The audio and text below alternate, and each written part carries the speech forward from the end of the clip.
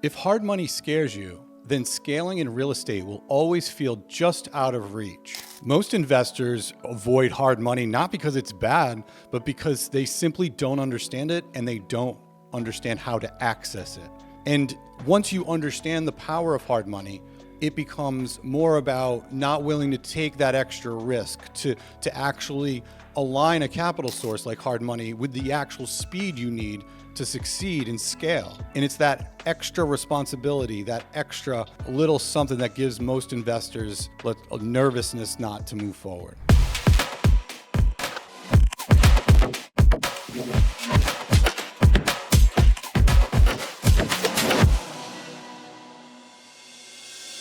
My name is Mike Chadwick, and I've been in the hard money lending space for over a decade.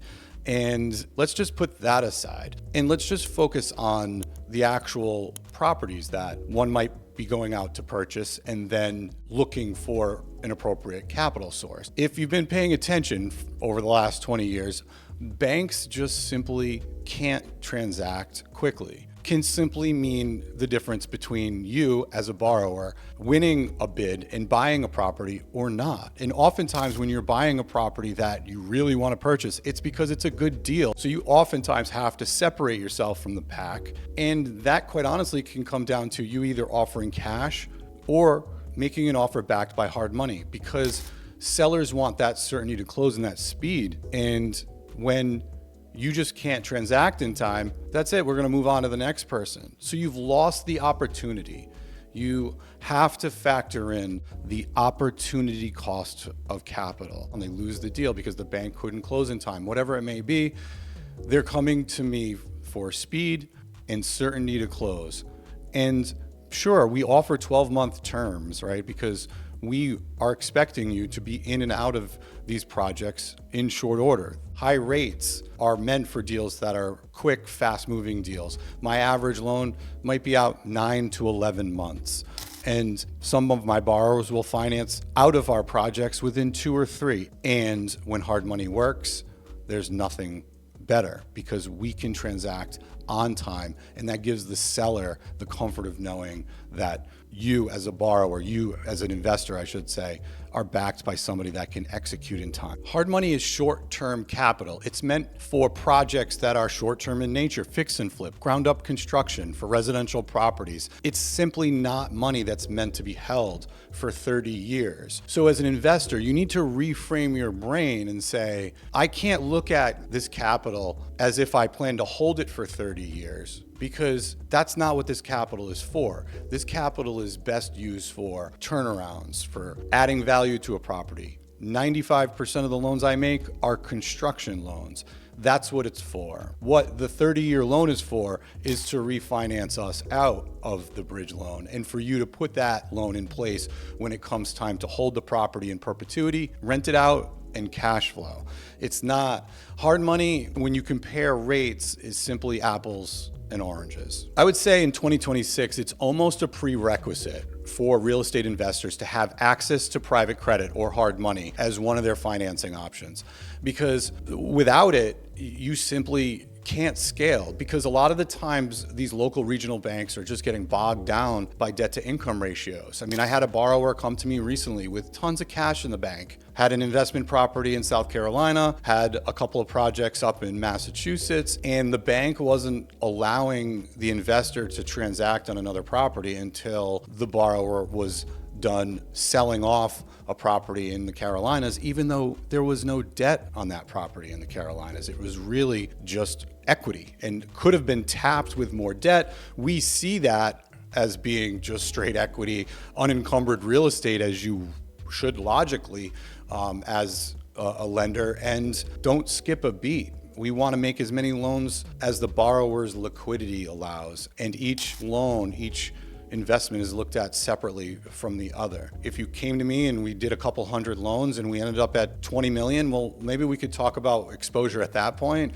But the fact of the matter is hard money lenders like myself are going to want to facilitate as many transactions with you as possible, and we're not going to worry about all the other projects you have going on.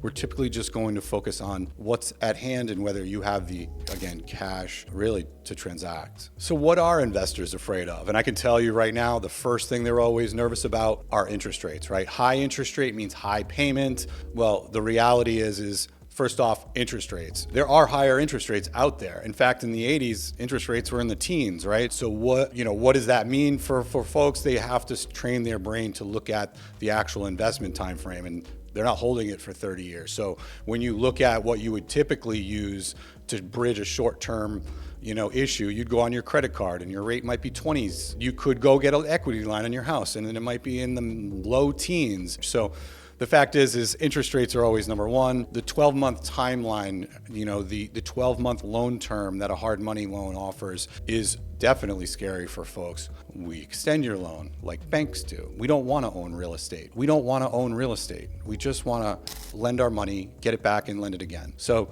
those are really the big things that people are scared about. It's the rate, it's the loan term. But what it actually means to me is what I'm hearing is that the borrowers are just nervous. They're afraid of being held accountable to hit those timelines.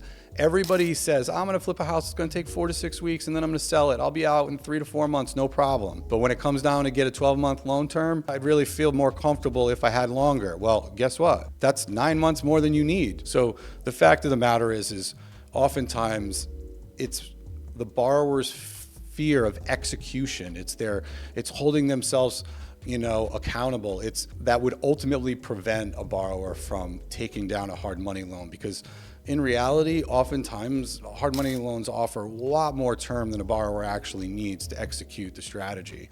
And if they just trusted themselves, they maybe open themselves up to doing a lot more deals and obviously a better chance to scale and to grow a big time real estate portfolio. If you're afraid of hard money, then you're really afraid of scaling as an investor. And I say that because you're too focused on interest carry and interest rates than you are on the goal, which is to build a portfolio. And if you simply reframe your brain and you say, listen, if I really think about it, I'm pricing my capital at a certain minimum number. I'm not going to go invest in a property unless it gives me at least a 20% return. So you're pricing your capital at 20% and you're thinking bank debt should be X. Well, what is the capital cost that will take you from this as an investor to this?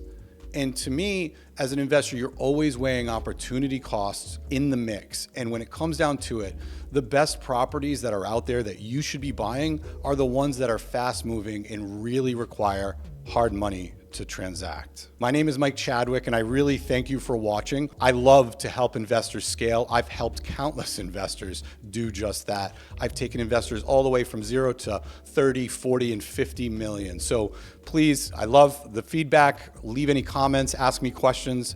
I'm happy to get back to you. If you are interested in learning more about hard money loans, you can always reach out directly. We have great programs here at Asset-Based Lending. But if you just want to send me an email or connect with me on LinkedIn, that's fine too. One way or another, I'd love to connect with you and hopefully start doing business together one way or another. So thanks for watching. On to the next one.